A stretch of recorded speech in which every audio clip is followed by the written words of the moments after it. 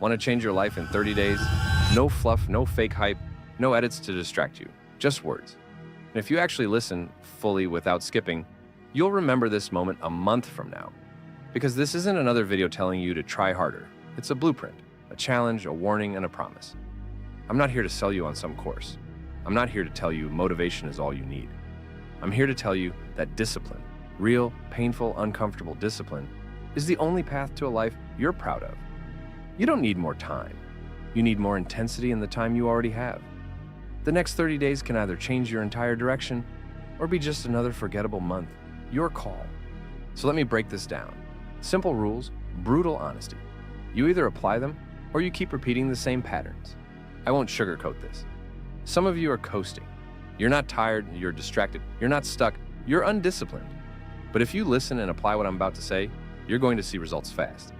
Not because it's magic, but because you'll finally be in control. Let's start with rule number 1. Lock your wake-up time. Not around 8. Not when I feel like it. Choose a time, early enough to get ahead, realistic enough to stick with. 6 a.m., 6:30, 7. Doesn't matter. Pick it. Set it. No snooze. That's your first win every single day. If you hit snooze, you're starting the day with a lie. Rule number 2. No phone for the first 60 minutes of your day. At all. Don't check messages. Don't scroll. That hour belongs to you. To build clarity, calm, and control before the chaos starts. You use that hour to move, think, plan, and read. Cold shower, quick stretch or walk. Journal 3 thoughts and 10 pages of something that makes you sharper. That's how killers start the day. Rule number 3. Define your 1-month mission. Not 5 goals. 1. Clear, precise, measurable. Get in shape is garbage. Train 20 times in 30 days is a mission. Fix my sleep schedule. Read 2 books. Cut junk food completely. Choose one. Focus is your weapon. Multitasking is a trap. Rule number 4. Design your system. Your day needs a skeleton. A basic outline you repeat because repetition is what rewires you. Wake, move, deep work. Eat clean. Reflect. No endless scrolling. No chaotic bouncing between tasks. You don't rise by motivation. You rise by structure. Even if it's not perfect, it gives your brain something to obey. Rule number 5. Food is fuel, not therapy. No fast food. No mindless snacking. For 30 days, you eat to build. Water, protein, fiber, whole food. Cook more than you buy. Eat with intention, not boredom. If you want to think better, move faster, look cleaner, this matters more than you realize. Garbage in equals garbage output. Rule number 6. Fix your digital environment.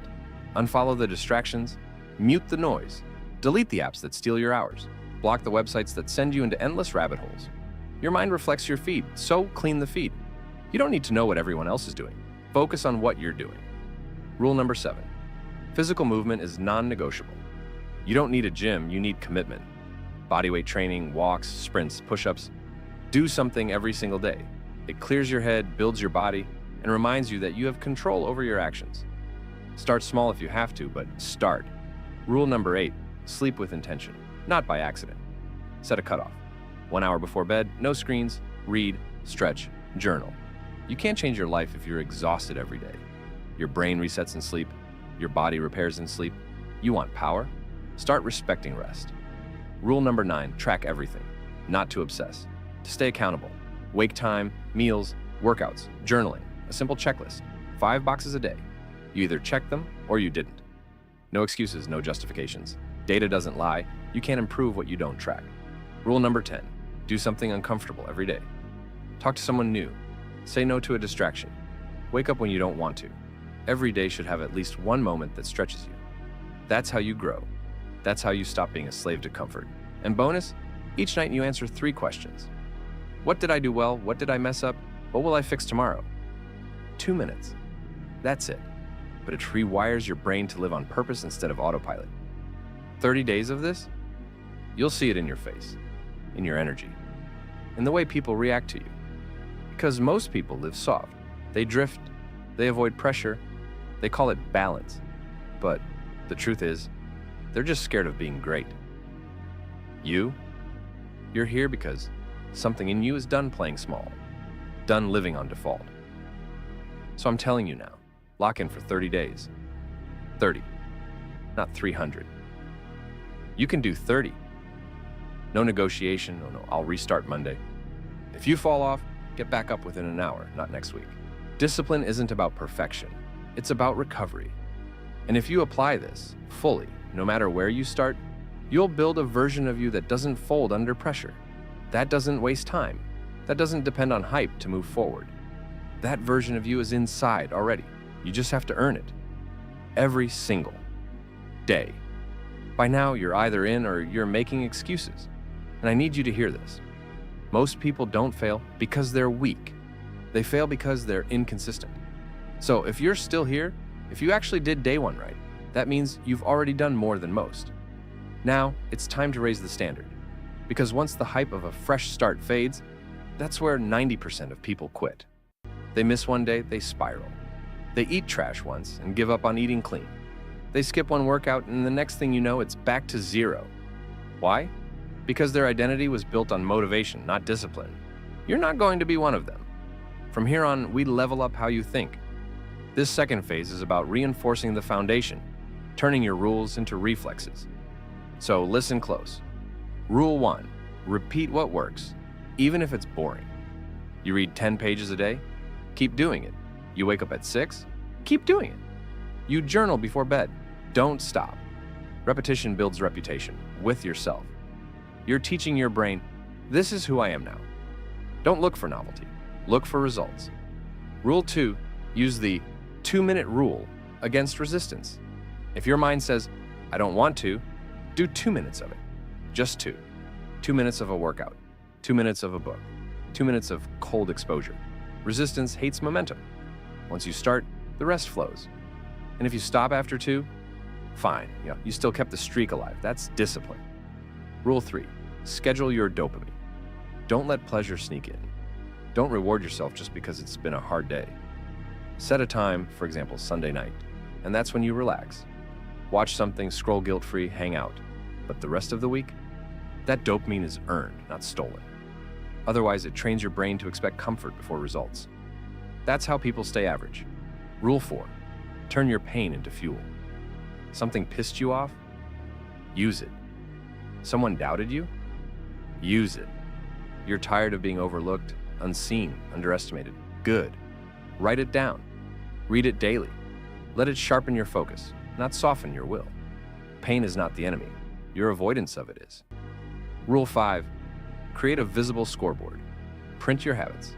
Put them on your wall. Track the streaks. Red X's, green checks, whatever, make it visible. Why? Because progress hidden is progress forgotten. You need proof. You need to walk by it and remember, I'm not slipping this time. Rule 6, elevate your inputs. You don't just cut trash, you add power. Start consuming things that outpace your thinking. Podcasts from elite minds. Books that make your brain hurt.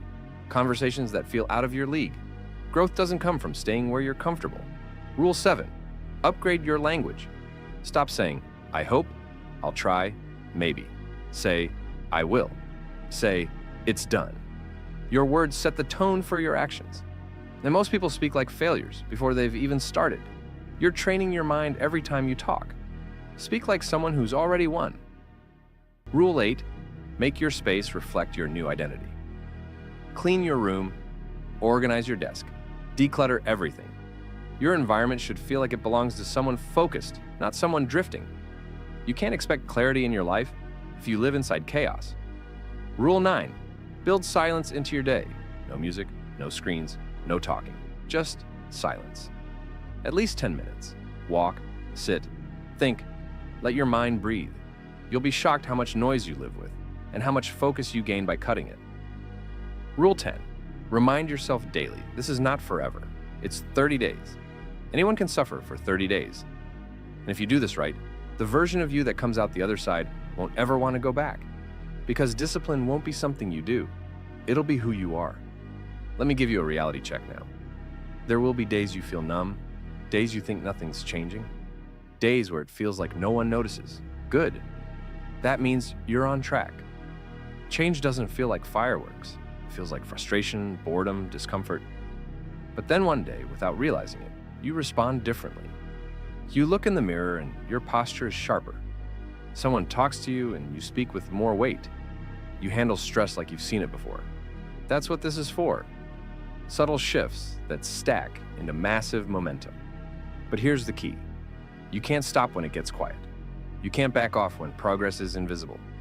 You have to fall in love with the discipline itself, not the outcome, not the compliments, not the results, the discipline.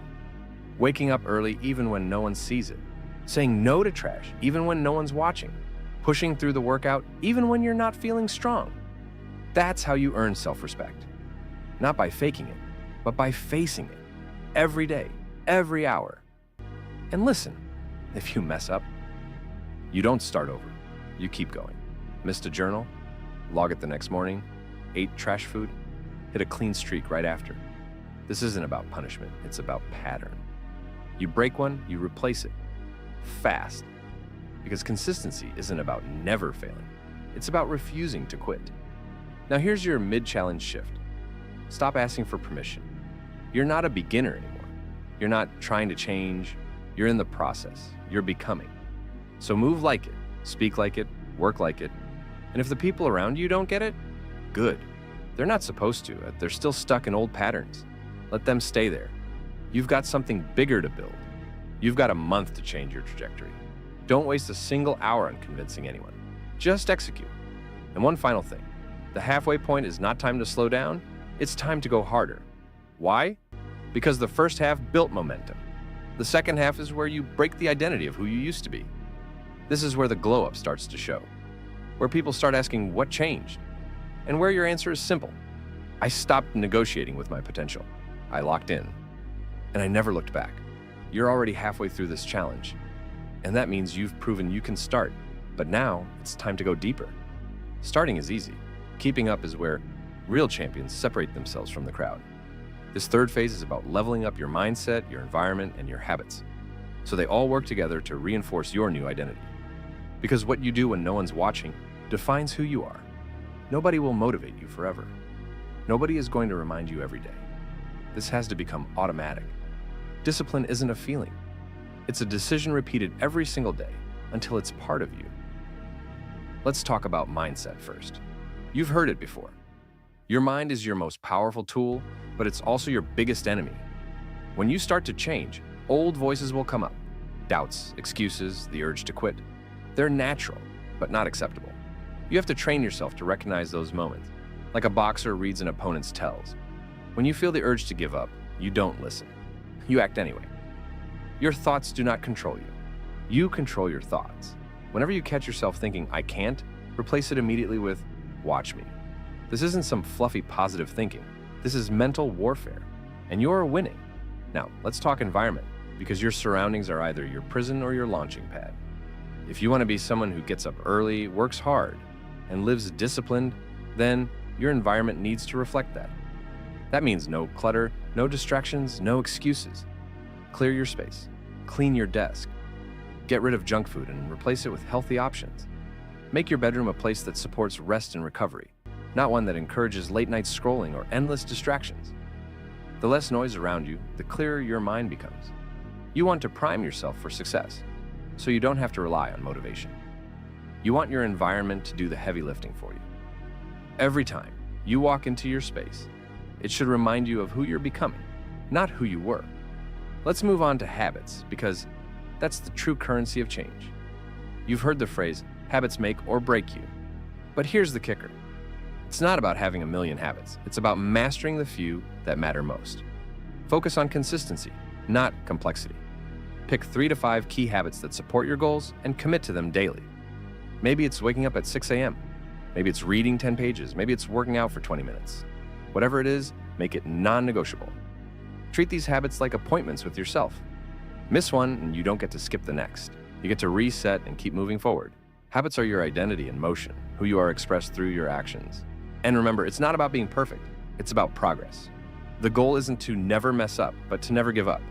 Every setback is a setup for a comeback. When you slip, own it immediately, analyze what happened, and adjust your plan.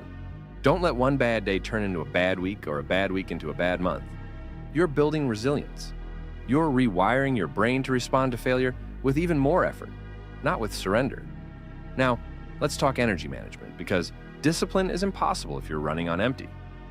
This means prioritizing sleep, nutrition, hydration, and movement. Sleep isn't a luxury, it's the foundation of everything. No amount of willpower can replace it.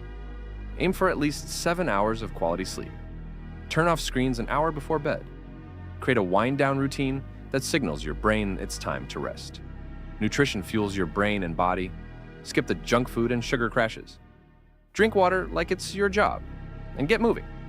Even a 10-minute walk outside can boost your mood and focus drastically. Your energy is your power source. Treat it like gold. And here's something most people overlook: mental hygiene. You need to protect your mind like you protect your body. This means limiting exposure to negativity, toxic people, and distractions. Unfollow accounts that make you feel bad. Avoid drama. Say no to people who drain your energy. Surround yourself with positivity and support. Remember, your vibe attracts your tribe. If you want to be disciplined, you need a community that reflects that. Finally, track everything. Not just what you do, but how you feel. Use a journal or app to log your progress, your wins, and your struggles. Reflect weekly. Ask yourself, what worked, what didn't, what needs to change. This habit of reflection is what separates the winners. It turns random effort into deliberate growth. This phase is the crucible. It's where you break the old version of yourself and start forging the new one. It's hard, it's uncomfortable, but it's also exciting because you're proving to yourself what you're capable of. You're not just changing habits, you're rewriting your story. Keep pushing, keep grinding, and remember, the discipline you build now will set the tone for the rest of your life. There's no reset button after these 30 days, only forward motion. You're not alone in this. Millions have walked this path before and come out stronger. And so can you. Stay locked in. You've got this.